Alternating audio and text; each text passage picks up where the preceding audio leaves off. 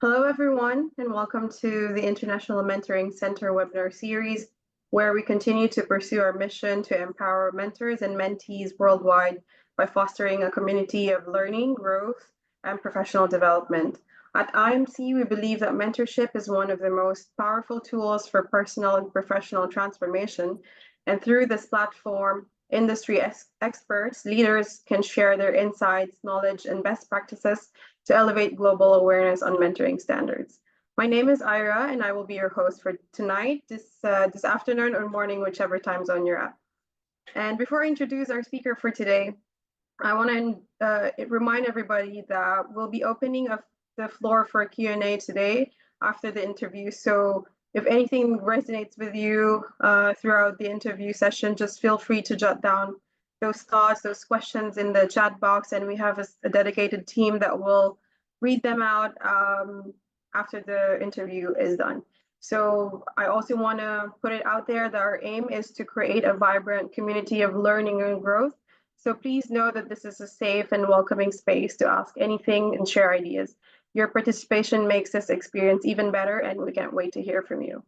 So for today, our speaker is an outcome-driven leader, passionate about challenging the status quo and enhance processes and achieve measurable results.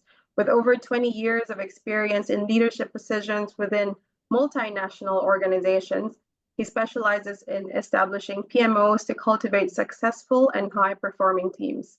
His influence goes beyond project management as he recognizes the transformative power of mentoring. Drawing on his extensive mentoring experience, he believes in the power of mentorship to promote growth, shape leadership, and foster meaningful connections for long-term success. He empowers brilliant individuals in leadership, personal development, career development, PMO, portfolio, program, and project management. He is also a captivating keynote speaker that ignites emotions and inspires actions. Please help me welcome and recognize our speaker for today, Bruno Morgante. Thank you very much, International Mentoring Center, for having me today. It's such a pleasure to be here with you and to talk about mentoring, which is a topic very close to my heart. Awesome. That sounds amazing. And can't wait to hear and learn from you tonight, Bruno. So as a start, I wanted to know what motivated you to start mentoring, and how did the early stages of your mentoring career shape your outlook on personal and professional growth? One of the things, Ira, that you have to know is I have always been someone who has this interest in continuous learning and developing.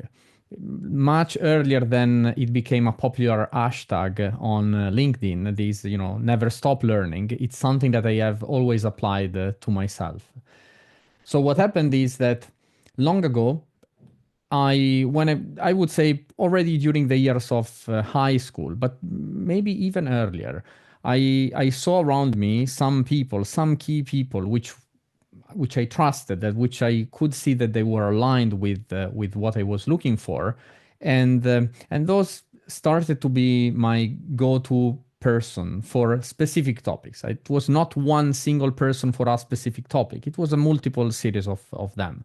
None of them was officially my mentor, but all of them were, let's say, a sort of informal mentors that I had around me. And that was a powerful combination. So on one side, me being willing to learn, grow, develop myself, and having those people that could give me guidance and support me, it was really something that worked, and that actually worked very well. And so fast forward a few years, it is definitely something that I was willing to replicate for others, to do for others. Now, how I started as a mentor, it is a story which I think I told you already, but it is basically, it happened like that. There was this colleague, which was also a friend, and she approached me because there was a young person in her team which was not new in the organization, but new in a role, in a very different role. And she needed help with communication and with feeling more, let's say, more self-confident. So she asked me if I was willing to help her into that. And I said, yes, of course, I was happy to. And that is basically how my first mentoring relationship started. It lasted for a few years, for 2-3 years, and and it was even didn't know back then that that was what it could be, but it started like that, and it became a very deep, important mentoring relationship. Well, then That's really from that fascinating. moment, of course, I started others, and as you know, I had more than 100 mentees in the last 7 years, 8 years, and counting. So it's it is really something that started like that and continues. Yeah. Yeah, that's really good. And our topic for today is about leaving a legacy. And what you did, how you started is already something like that, because you're putting imprints of yourself in people's lives. So that's a profound experience, I believe. It is indeed. It is indeed. And and I think it is, well, definitely it is something that we will touch later on in the conversation, but it is at the core of mentoring. Yeah. Exactly. And how do you define like a positive legacy, and what actions do you take to ensure that you're building one through your mentorships? A few years ago,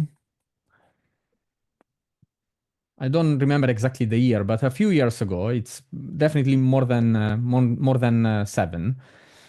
There was a moment in which I read this very beautiful rule from Gary V. I'm pretty sure you know Gary Vaynerchuk, and he had, he's preaching a lot and sharing a lot of his journey, about his journey. So there is this one which is related to legacy, and he says, like, the rule is, care about how many people show up at your funeral. And sounds, yeah, I see the face. It sounds a little bit strong, but it is really something that when I read it first, it really had an impact on me, because it made me reflect on what does it mean? What do I want to leave in this world before my journey ends? And clearly, touching so many people, as many people, in a positive way, it is definitely something that I wanted to do. This is what I consider a legacy. Now, mentoring is a way of doing it, and how do I ensure that it goes along with within my relationship? I don't push people for that. Like, I am there as a mentor for them, but what I have realized is that for some of those people, exactly like it happened with me years ago, it worked exactly the same way. Like, they feel the power of mentoring, the how they transformed over time, and I see that they realize how beautiful it would be for them to do the same to others. And this is just happening organically. It's not like I'm not pushing anyone to do it. As I mentioned, I had more than 100 mentees, and not all of them became mentor themselves. Some of them are, others might be in future. I see them already on that path, and for others, actually, it might never happen, and it's fine. All of that is fine. It just what is the way I do it for them? It is to do good work, to do good for them, because it's good. It makes you feel good, and then organically, for some of them, it happens that this transforms into a mentoring relationship. Amazing. And Yeah. throughout your career, were there any specific challenges that changed the way that you support your mentees?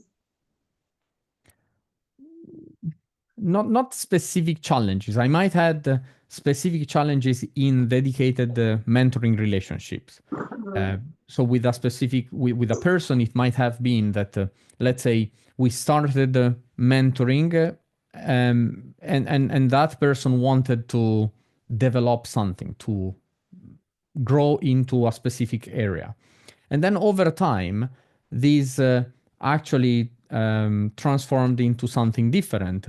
Like the topics were different, or what that person was looking for started to be different, which was fine. We had to adjust. There was also a moment in which we both realized that mentee didn't need my help in the specific moment. So what we did, we of course we stayed in contact, but it was like put a pause into the mentoring relationship. And 3 years later, the person reached out to me again, saying, "Bruno, now I am in a very different setup, in a very different situation. I changed the company, I changed job, and I am in a different, taking a leadership role. It's something that I have never had before.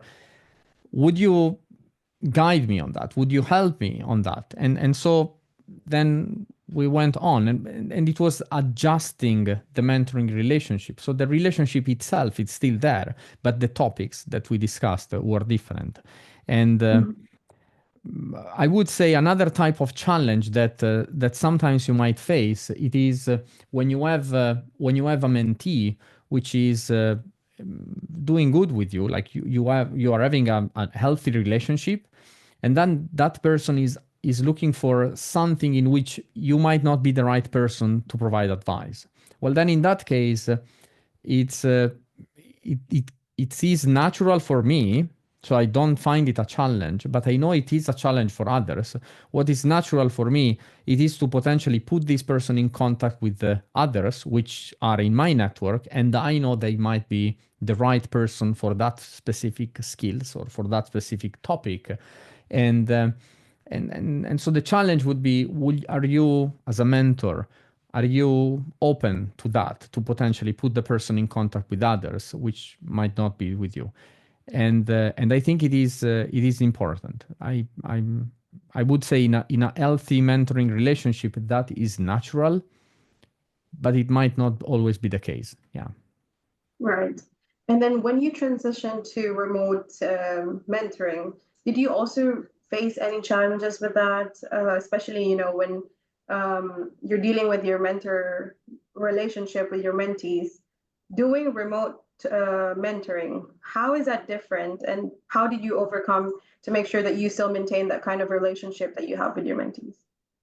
I would say I have two different experience. One is for those who were already my mentees before we transitioned to working all of us remotely during COVID-19. And the other situation is for those which started with me remote in a remote way. So let's say with the first group, so people that were already my mentees and that we met in person, we were having sessions in person, or we were spending time together in person. It was absolutely not a problem because we knew each other. The relationship was already built. It was already strong. So we just continued. The medium was different. It was not anymore sitting at a coffee table or or walking around block together, but it was like now on a video call in a maybe not such a prepared setup, because at the beginning of the pandemic we were all working as we could. But anyway, with them it was not a problem. Like the relationship was already built. It Mm, is very different with the others that are just getting in touch with you for the first time online. Well, with these people, then you need to do an additional effort, because anyway, even if we see each other, we can uh, spend time together. It is not the same. So what I do with all of them, I at the beginning of any relationship that I have, I always start by building an environment that is safe. It's so important to ensure that the environment is safe.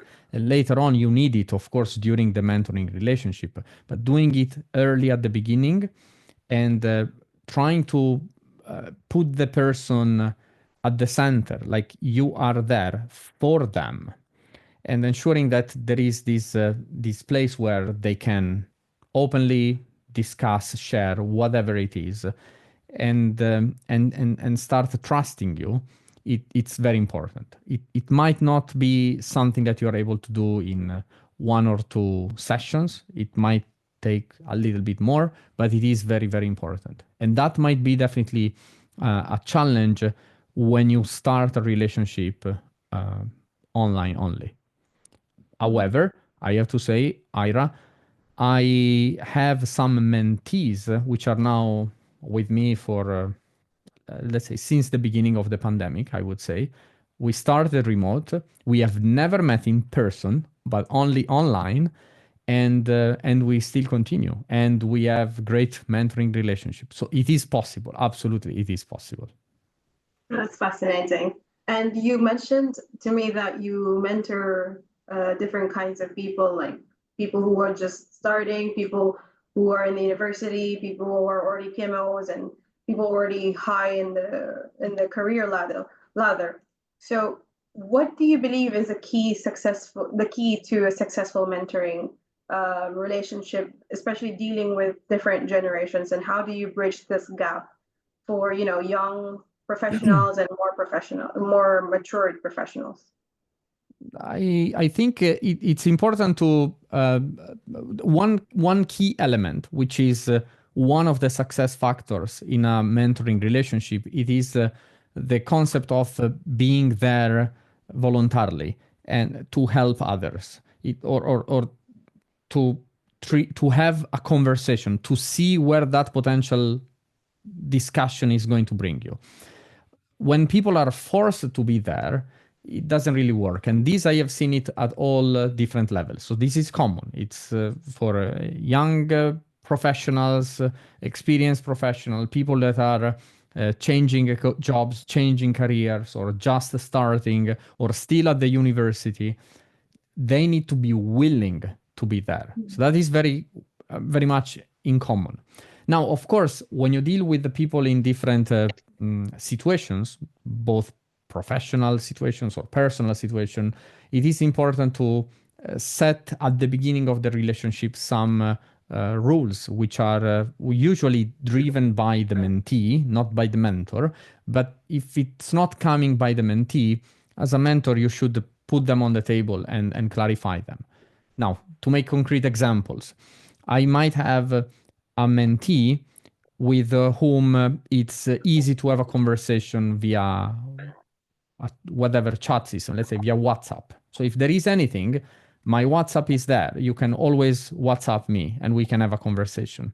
Now, there are other mentors which might not find this doable. So for them, it's like, no, look, I'm there, but I need more time. So drop me an email anytime you need me. Now, clarifying those type of things early in the relationship, it seems nothing, but it is very important because later on it helps you to ensure that you have a proper conversation. And it definitely is different between mentee number 1, mentee number 2, and mentee number 100. Everyone is different. Right. What then? The other thing, which is much more deep as a difference, is what are those people looking to get from this mentoring relationship. And one of the things that I have observed mostly for the people that are early in their career, that works very well with the university students. They might need or they might be looking for guidance about what to do in future, like what type of job would be right for me, what type of company would be right for me, something that is much more broad as a topic. While when I do mentoring sessions with, let's say, experienced project managers, it might be very specific on a situation. Like I am leading a project and I am facing this particular problem. how would you approach it, or what type of support would you provide? So in that case, you might have something that is very, very specific, and not. So it's a different type of mentoring, which I find myself in both situations. Yes. So in today's, so while dealing with all those mentorships that you have with different kinds of mentees, how do you help a mentee become relevant and more successful in their chosen field? I usually let them arrive to a point in which, let's say, when you start a mentoring relationship, you need to know what do you want to achieve out Mm, of the relationship. As a mentee, you need to have at least maybe not a specific goal at the beginning, but at least you need to know what do you want to discuss about. You need to know what is the topic, and that is definitely something that um, it's important to in the early beginning of the relationship to clarify. So then when you are specific and you know, okay, now I have a goal, I know what do I want to achieve, well then you can work on that. And that is very helpful because sometimes people are approaching me with a topic like, I don't know, I want to transition my career. And then you start digging into, okay, what is exactly that you are looking for? And then you discover that that is something which is related, but it is bigger. Like, well, the need is bigger. It's not just a transitioning in the career. It is that, well, actually, I have never experienced this, and that at work. And then as a result, I'm not in a position to do this, and this. So then you can clarify things and then you can direct the people into or help them finding their way. So it's so important for me to work on what are you actually looking for. I had one mentee once, and she was paired to me in a mentoring program, and since the beginning, I could see that there was something was odd between the two of us. Like she was working in a completely different way than me. Like it was not the typical mentee that I would say, okay, I since the beginning, I could see that we would have faced the difficulties. But of course, I was already experienced, so I knew how it is. So I kept it and said, okay, let's go, let's continue, let's go further for a bit. And then in these initial 2, 3 sessions, I had to tell her very clearly, look, you need to arrive to a point in which you identify what do you want to achieve out of this relationship. Like we are here and I'm happy to be here to support you. But if you don't know what you want, you are not getting anywhere. So I had to help her identify what was her objective, which funny enough, changed the 3 times out of the following 3 sessions.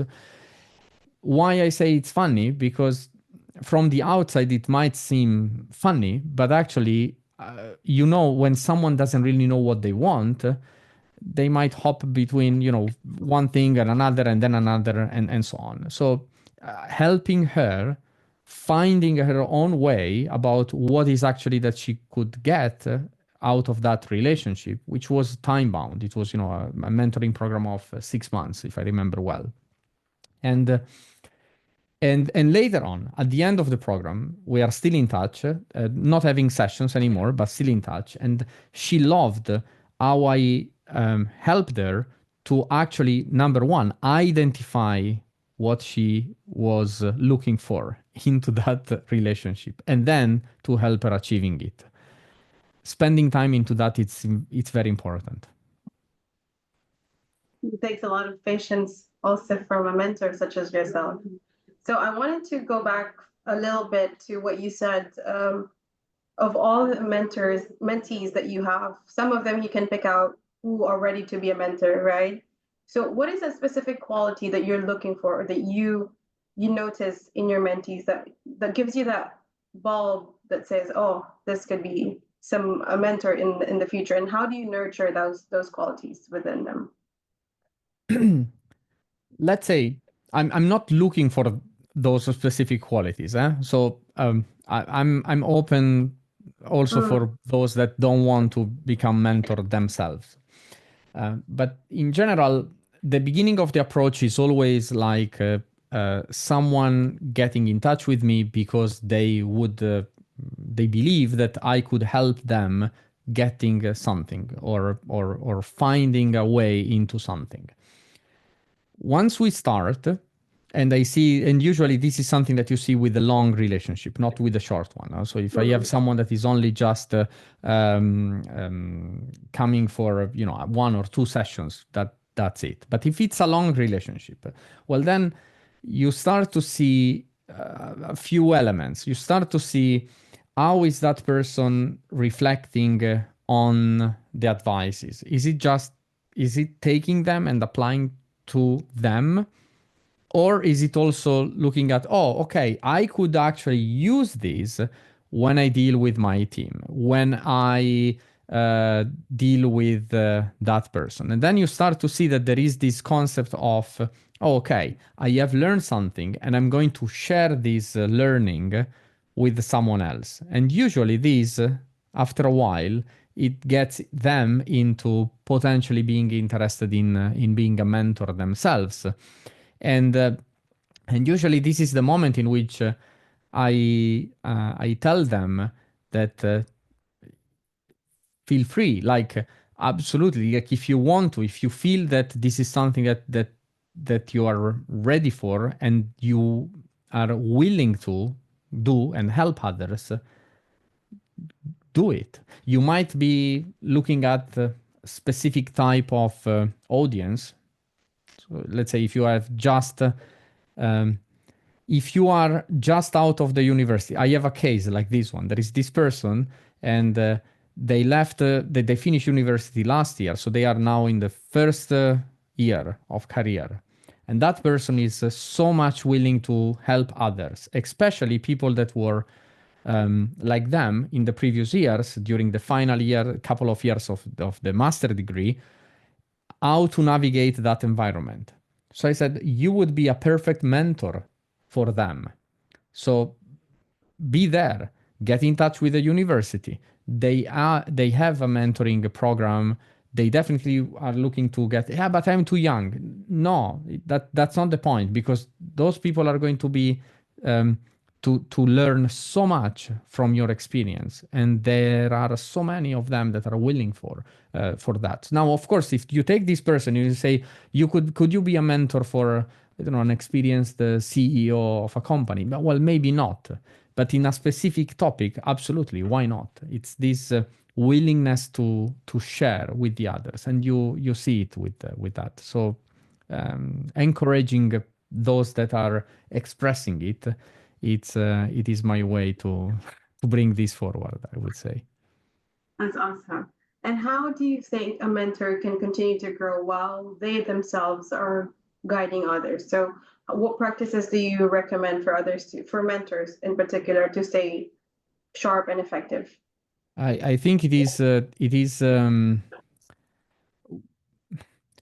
two things. One is what I said at the beginning of the call, the concept of continuous learning and developing yourself. That's something that you cannot give up. You have to, and that is helping you, because with all the stuff that is coming, new research, new technologies, uh, new things, be up to speed, be there always learning, keep yourself up to date. Now, at the same time, what might help you, it is also to mentor different people in different setup, in different environment.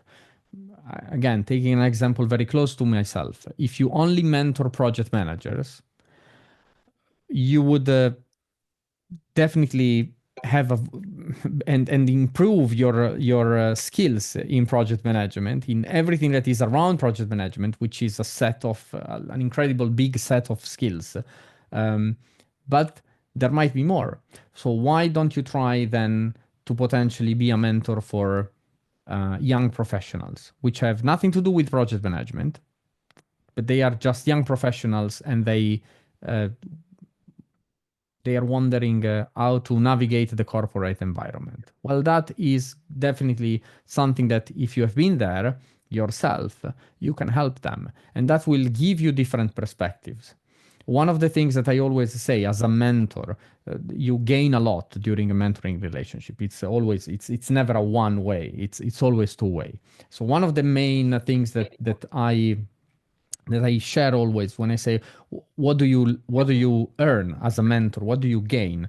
The seeing the world with a different perspective, like this helps you so much. So getting in touch with different people in different setup, in different environment, it helps you to be better, to grow, to learn, and then to, of course, be a better person, a better professional, and a better mentor yourself.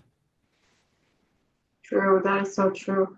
And while we talk about individual mentoring relationships and the like, what are some ways that organizations can promote a culture of mentoring within their employees? What I have found to be one of the really effective way it is to build a mentoring program. And I know organizations might not be properly completely set up for that. Maybe they don't have the knowledge, they have the idea of doing something, but they don't know how to do. Well, then in that case, of course, there are professionals out there that can help them with that. Now, a mentoring program is something that would uh, put together two different type of professionals, two different type of people that you have in the organization, and both of those are needed. On one side, you take the people that have a certain set of knowledge, skills, wisdom and they are willing to share, willing to help others. On the other side, you have those that are not necessarily younger in age or in seniority in the organization, but they might lack those type of knowledge and skills, and they are eager to grow, to learn, to develop themselves. When you put them together, it is you create something incredibly powerful, and you definitely generate a momentum um, in this continuous learning and continuous upskilling of the people in your organization. So it's very strong. Now, one thing that I mentioned before, which is at the foundational of all of that, I believe, and I'm a strong advocate for that, it is the concept of voluntarily be a mentor or a mentee. I have been in mentoring programs in organizations in which at a certain day your boss is coming at you and say, "Hey, Ira, I want you to be a mentor into this program," or vice versa. Tina, I want you to be mentee into this program. If the mentor and the mentee they are not willing, not because they don't like the concept, not only maybe they don't, but maybe that's not the right moment in their life. They have too many other things. They have stuff at work, out of work. That will not work. That mentoring relationship that you are creating with someone that is appointed to be a mentor or a mentee for whatever reason, it will never work. And I have never seen one working. While on the opposite, when you have volunteers, even if maybe the person is not from the outside potentially the best profile to be a mentor or to be a mentee, it will work. It will definitely, I cannot say it will always work, but it definitely would work much more frequently than the other one. And nowadays, I can tell you, in all the mentoring programs that I am building, designing, drafting, and setting up for organizations, I always put it as a must. I want to work with people that are volunteers to be mentors and mentees. Otherwise, I don't want to do that. And how do you see the role of mentoring evolving in the coming years, especially in the roles of remote working and technology? Well, definitely I see a lot more, as I said before, will be online.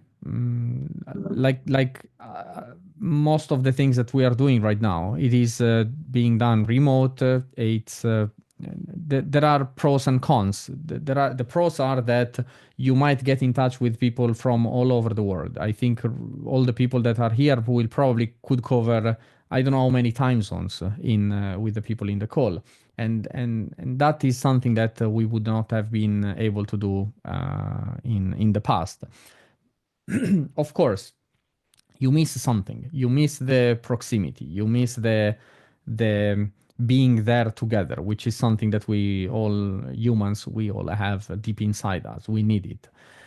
This is something that definitely we will see. We will see the possibility to find someone online that will be there, that will be available to help you. It will not only give mentees the possibility to find many more mentors, but also to mentors to potentially experience different engagements, the possibility to work with the people from very different backgrounds in different ways.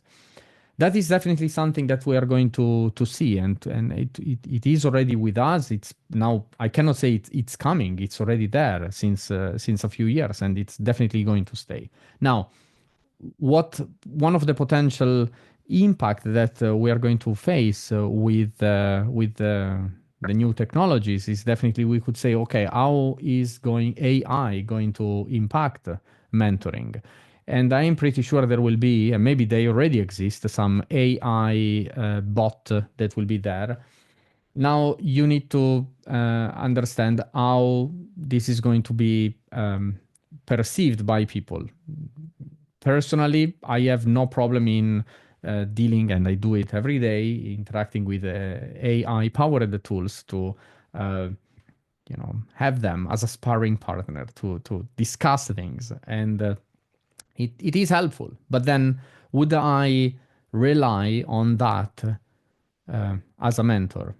I don't think so. But again, maybe in a few years from now, with the evolution of the technology, that would be perfect. I don't know, but definitely this is something that is going to come. You will see AI powered mentors or AI powered Being mentored by AI powered whatever. Yes, exactly. So that is definitely something that is going to be there. Yeah. yeah, definitely. You never know really what's in Yeah. the future.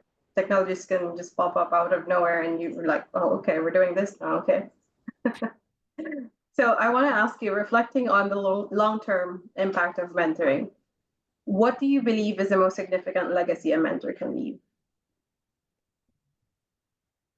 Well, I think it is. Mm, I think it is finding themselves years later, thinking about all the people that they have helped in their on their journeys, and it might be just one little event, just one little chat, or it could be a long, several years mentoring relationship, and then seeing all those people growing and thriving and being successful at whatever they want to, and knowing that you have anyway you gave your little contribution to that. You are not the reason why they are successful, but you just put your little bit in there. It's incredibly fulfilling. And what happened to me, and then I would add two other elements. One is a very personal, it's a personal gratification, like what happens when years later or months later someone is getting in touch with you and say, hey, Ira, you don't know, but after we had that chat, you helped me in seeing things in a different way. And that is why I actually decided to take this other path.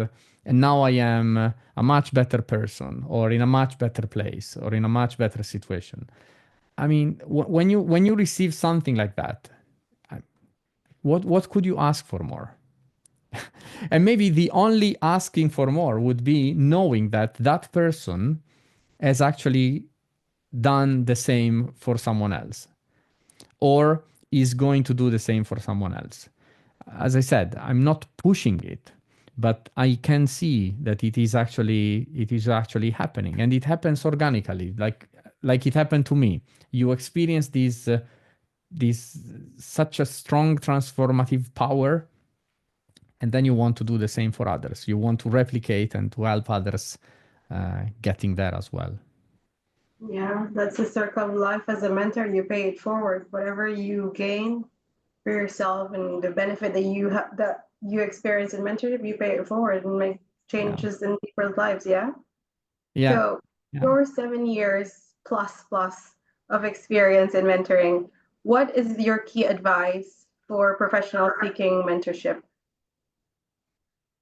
I think I like this the analogy of mentoring like friendship. Like Mm. if you're looking for a mentor, you don't go to someone and just ask, "Will you be my mentor?"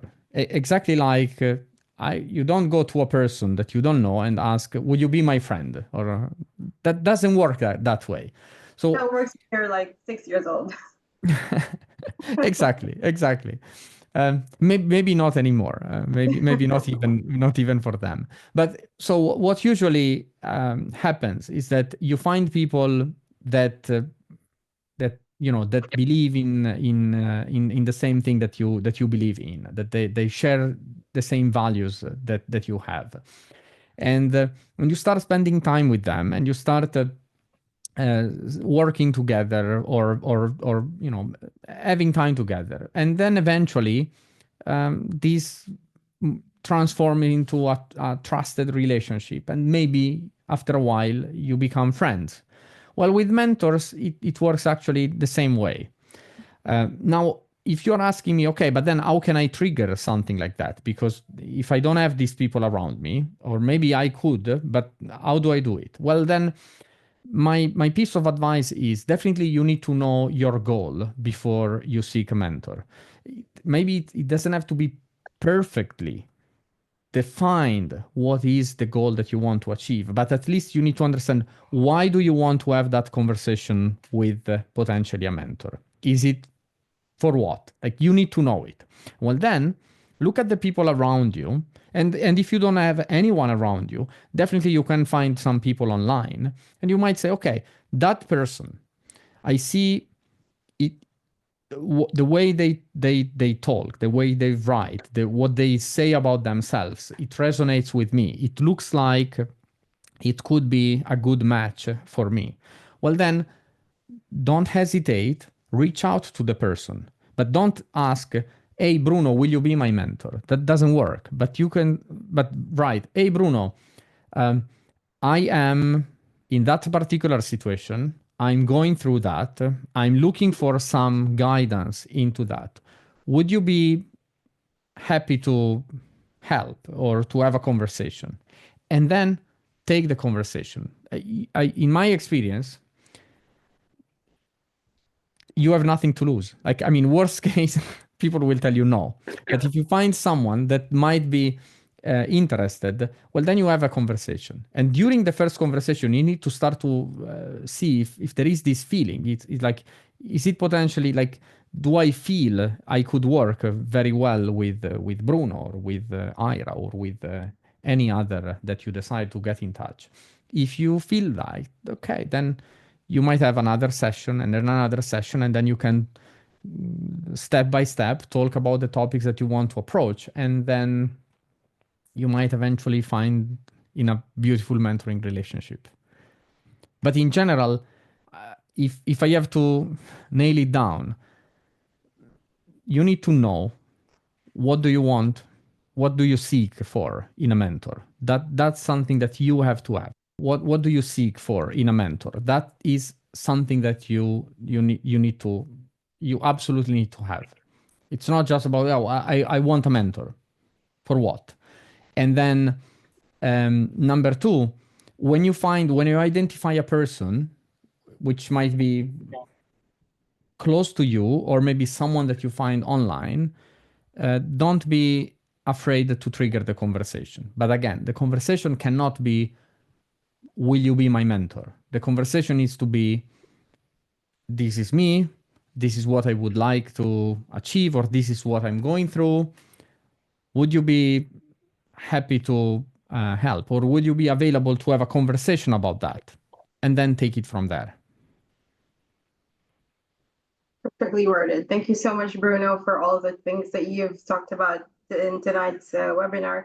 So we would like to invite everyone to participate in our Q&A session. If you have any questions, thoughts, or anything that may have resonated with you during the discussion, feel free to write them on the chat or just unmute your microphones, and we'd love to hear from you. So as a start, while you guys are structuring your questions, I have a question from Wasit. How do you combine group coaching, group mentoring together in organizational development? And what is the key success indicator of mentoring program? Okay. Well, this is it's a mix of things. So the first one you Ira, the first was combining group coaching and group mentoring. Okay. So let me say, coaching and mentoring are two different things, and we all know it. Definitely in mentoring, you might find some elements of coaching, especially in the long-term mentoring relationship. You definitely might have some type of mentors playing the coach with the mentees. But these are two different things. How do you combine them together? I personally, I have experienced group coaching, but never group mentoring. When in mentoring programs, it was always a one-on-one relationship, of course, with the several mentors and several mentees, but then they were paired based on their profiles and needs, and then they were having their journey. And to that, the second part of the question was, how do you define it a success or not? At the end of, I think the best way it is at the end of the mentoring program, you need to have between mentors and mentees, so between the two of them, a retrospective session in which the mentee and the mentor are looking at, okay, this is what we wanted to achieve. Usually it's the mentee, they have their own goal or set of goals. This is what we wanted to achieve. Have we reached them? And then there is also another component that you need to put there, usually as an organizer of the program, which is getting your feedback. So you have something that you need to ask them about not only the program, but about their experience. So how was it for them? Was it like, how do they go out of that 6 months, 1 year, 9 months, whatever it is? Are they now a better person? Are they now in a better position versus where they were before? And for the mentees specifically, you had your objectives, your goals. Do you feel that they have been achieved? Yes, no, at a certain extent. And then if no, can you continue? So to wrap up, yes, I think you can definitely have coaching and mentoring coexisting. They are different things and they definitely can coexist. How do you measure it? It is defining at the beginning what you want to achieve and then looking at if you have achieved it or not. Thank you, Bruno. Wasit, I hope that was helpful for you. Yes. Thank you, Bruno. Thank you, Ira. Thank you. Thank you for joining us. Bruno, I have another question here on the chat. What are top 2 or 3 techniques or tips that you recommend for mentors to sustain their legacy? I don't know if I have tips to share. I think what is important is for you as a mentor, what do you want to do? What do you want to achieve? And for me, it is to support a big number of people. I call them brilliant individuals because I see brilliance in all of them, even those that they don't believe they have it. And I want to support them to grow and to achieve whatever it is that they want to achieve. I cannot help everyone, and I cannot help on every topic, but there are definitely topics which are where I can help people. And then in that case, clearly it is for me to see how can we get there? How can I help them getting there? And when I see that they make progresses, and for some of them, they might never achieve what they actually wanted to achieve. They might then later on change a path and going in another way, but still seeing them progressing and knowing that I was part of it. It is the fulfilling, the big fulfillment for me as a mentor. Now, how is this going to create a legacy? I have experienced it in two ways. One, it is with teams that I have led, where I was their leader, not specifically their mentor, but I know that for some of the people in those teams, I was also a mentor. And not being the leader of those teams anymore, seeing those teams continuing with what we built together and continuing that journey, it's a huge sense of fulfillment. I know that we built a legacy there, and that is continuing. With the mentors, it goes back to what I said before. When you help a mentee, when you support a mentee, and later on you see that this mentee is actually becoming a mentor themselves and helping other people, it's great. It's great, and it gives you the acknowledgement that you have played a big part, at least in helping this person discovering how powerful mentoring is. So I realized these were not really tips, but this is what Yeah. I have lived. Yeah. Yeah. And the thing is, it worked for you, and seeing how successful you are and the type of legacy that the prints that you've left with your mentees, I think it's a pretty powerful tip, I should say. So that wraps up our session for today. Thank you so much, everybody, for joining us today. And thank you for your participation and thoughtful questions. A special thanks, of course, to Bruno for sharing your invaluable insights and knowledge and expertise, which brought us a unique perspective that truly resonated with our audience. Your passion for crafting a legacy of growth with the power of mentoring is truly inspiring and motivating. So I would like to give you a time to just closing remarks from your end. Well, thank you very much for having me. Thank you, Ira, and the whole team behind the event. We spoke a lot about mentoring today. In case you want to know more or to discuss additional topic, you know where to find me.